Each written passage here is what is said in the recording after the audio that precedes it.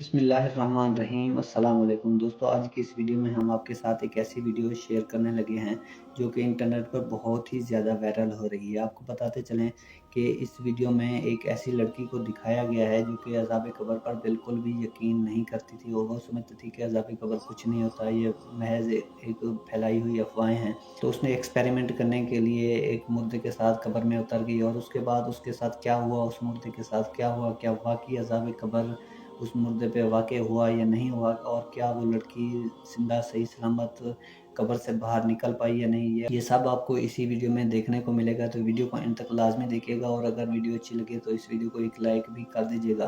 तो सबसे पहले आप इस वीडियो को देखें, उसके बाद हम इस वीडियो के बारे में बात करते हैं। वीडियो में एक लड़की को दिखाया गया है जिसको कब्र के अज़ाब पर बिल्कुल भी यकीन नहीं होता और वो एक मुर्दे के साथ कब्र में दाखिल हो जाती है और एक कैमरा लेकर ये रिकॉर्ड करने के लिए कि क्या वाकई कब्र में अज़ाब होता है या नहीं होता है।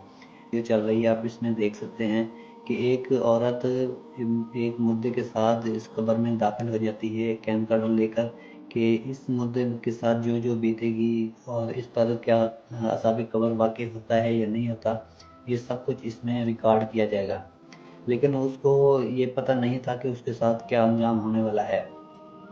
तो जैसे ही कब्र को बंद किया जाता है तो उसके बाद उसके साथ क्या होता है आप खुद ही इस वीडियो में देख सकते हैं और तसव्वुर कर सकते हैं। जो लोग कहते हैं कि अज़ाब कब्र नहीं होता या ये सब झूठ है, वो इस को अपनी आंखों से देख सकते हैं।